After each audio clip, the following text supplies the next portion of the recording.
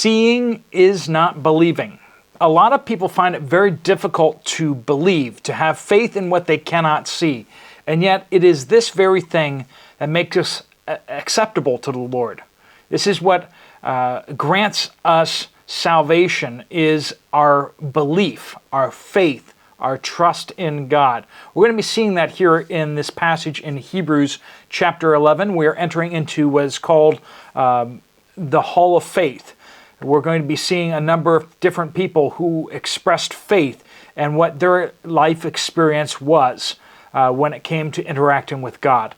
We have a lot to cover, and we got so much good stuff to be hearing from what God has to say to us. But if you haven't already taken some time to pray and have a time of confession with the Lord, please do hit the pause button and have that time with the Lord right now before we get started. Let's jump right into it, folks. Hebrews chapter 11, starting in verse 1. I was going to go through verse 7, but we're going to split off verse 7 for tomorrow all on its own. You'll see, because that is about Noah. But Hebrews 11, verse 1. Now faith is the reality of what is hoped for, the proof of what is not seen. For by this our ancestors were approved. By faith we understand that the universe was created by the Word of God, so that what is seen was made from things that are not visible. By faith Abel offered to God a better sacrifice than Cain did. By faith he was approved as a righteous man because God approved his gifts. And even though he is dead, he still speaks through his faith. We'll get back to that. It's referencing back to Genesis, the story there.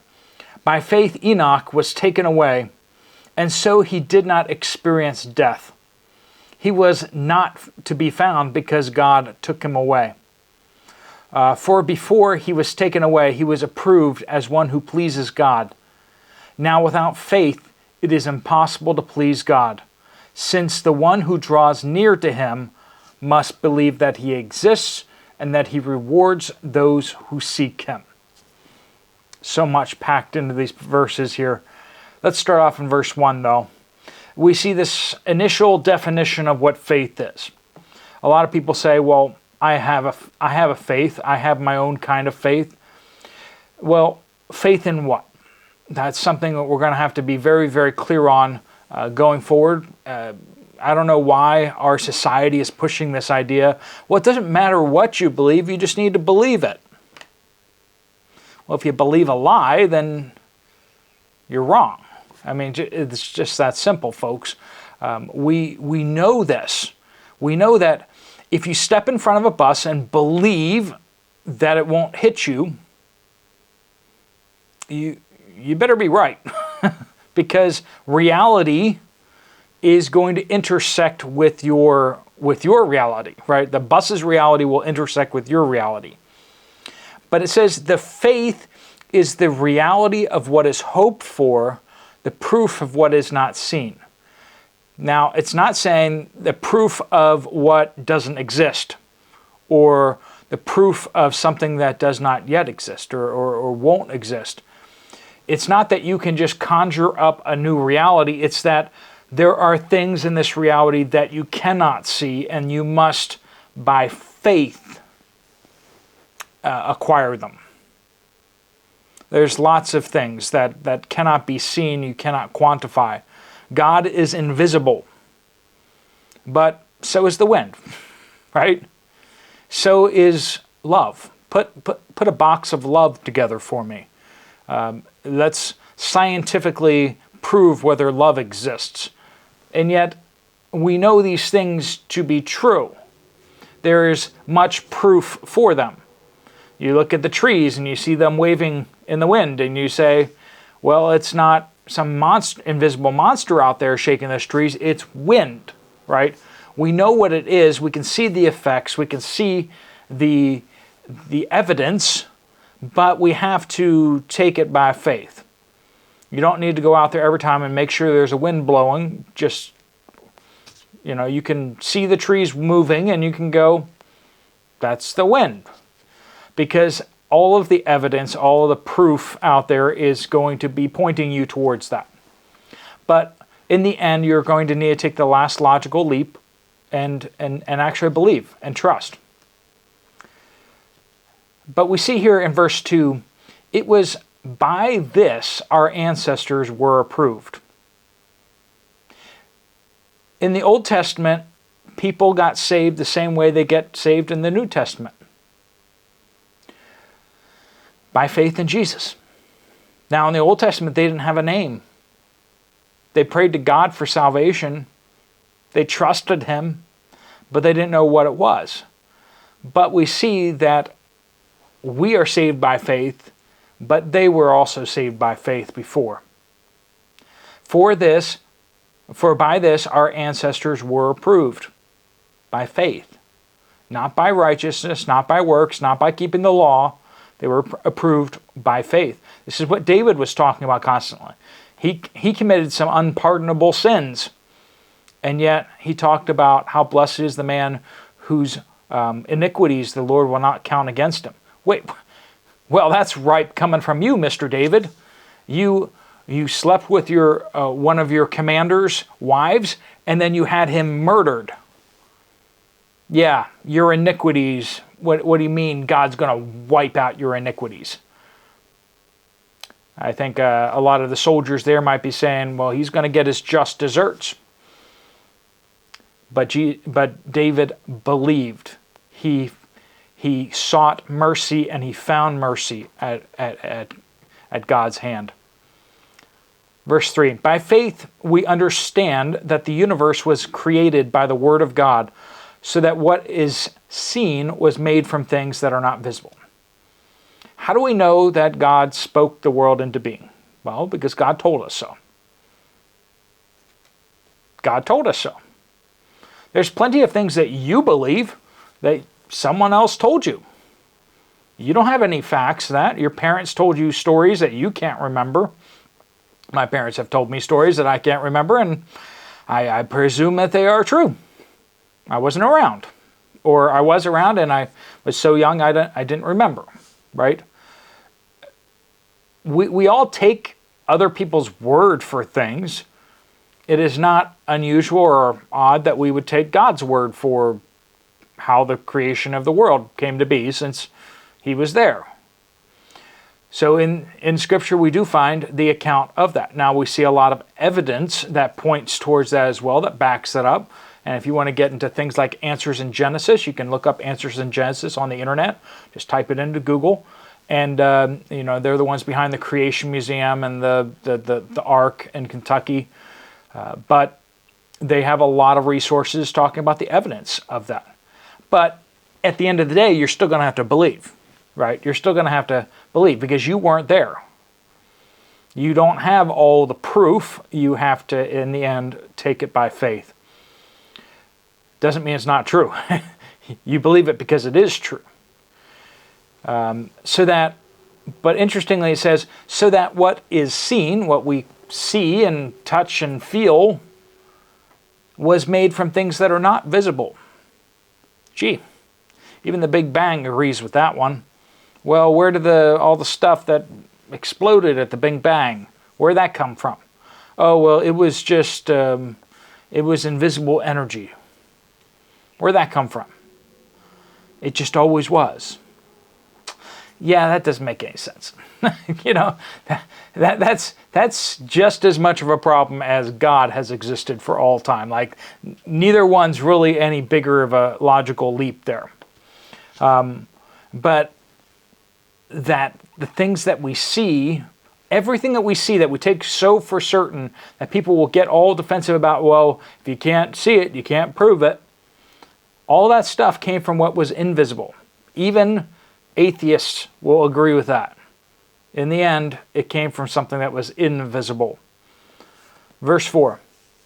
By faith, Abel, so Adam and Eve had a son named Abel, and they also had another son called Cain, right? By faith, Abel, the righteous one, offered God a better sacrifice than Cain did. By faith, he was approved as a righteous man because God approved his gifts. But then Cain, being upset by this, he killed Abel. He became the first murderer. And God came to Cain and said, "Where is your brother Abel?" And he said, "I'm not my brother's keeper. I don't know." And God says, "Your brother's blood cries out from the ground." And that's what he says here. Even though he is dead, he still speaks through his faith. That because he was approved by God, he was one of the saints, right? And God avenged his death on Cain by cursing Cain, and there were consequences that came with the murder that he had committed. And that's what he's speaking through here, is that God accepted Abel because of his faith. He did what was pleasing to God and was found to be righteous, and God avenged him by bringing that curse upon Cain. Verse 5, moving on to another story, Enoch, a little further down. And this was just a kind of a in passing kind of mention of Enoch. But Enoch was righteous. But it said, by faith Enoch was taken away, and so he did not experience death. It said that Enoch walked with God, and one day he was not, for God took him. What does that mean? We don't know. That's all it says. But it's pretty clear he didn't die. God took him up straight into heaven. Now, there are two people that were taken up straight into heaven, Elijah and Enoch. Now we're told in the tribulation period there will be two prophets, two great prophets. And a lot of people believe they're Elijah and Enoch. God has taken them up and is holding them for a special ministry at the end of times, in the 7-year tribulation period. We talk about that in the book of Revelation, and there's a whole Revelation study here. I'll link that at the end of this video if you want to dig into that, if you haven't already. So Enoch was taken away, but it was because he believed God once again. Verse 6 has this passage. Now without faith it is impossible to please God. So what was alluded to in verse 2, for by this our ancestors were approved. And you say, well, Steve, maybe you're going a little far on that one, but because of verse 6, we're not in the context, right? What do the verses around it say? In verse 6, we see a much more clear explanation of what he meant in verse 2. Now, without faith, it is impossible to please God. But what about the law? No, it says without faith it was impossible to please God. So they were supposed to keep the law, but then they were supposed to have faith in God. But what were they supposed to believe? What were they supposed to have faith in? Just, good spirits and happiness and joy? And no, it's very specific what they're supposed to believe about God. Now, without faith it is impossible to please God, since the one who draws near, so if you and I draw near to God, we must believe certain things. We must believe that God exists and that he rewards those who seek him. Not only are we to accept that God exists, that you're not just praying to a ceiling, that even though you can't see God, you are convinced that he exists. Because if not, you're not going to pray to him. People don't pray to a God that doesn't exist. So you must first believe he exists. And then secondly, you must believe that he rewards those who seek him. You're not going to seek God unless you believe that he is going to reward you. He's going to answer your prayer. Why would you pray unless you believe that God's going to answer your prayer, right? And so that's exactly where we land, is that we must, when we seek God, we must believe that he will respond to us, that he will hear our pleas for help.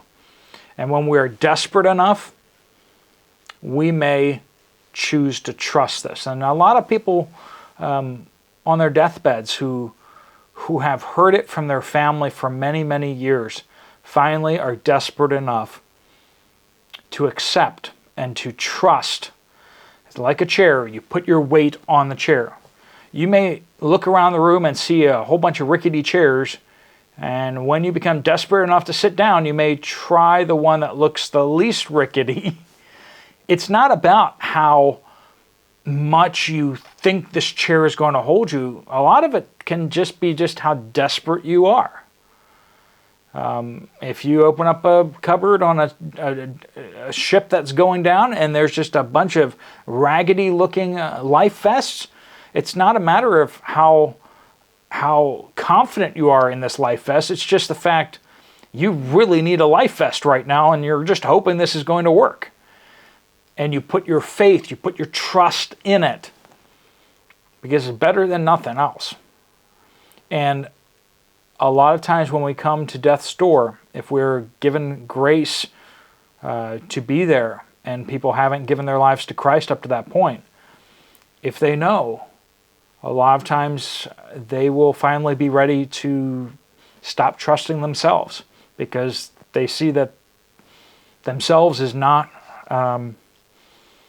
something they can trust in anymore. And like that person on the ship going down, they'll grab onto the life vest and throw their weight, like the thief upon the cross who believed in Jesus at the very last moment.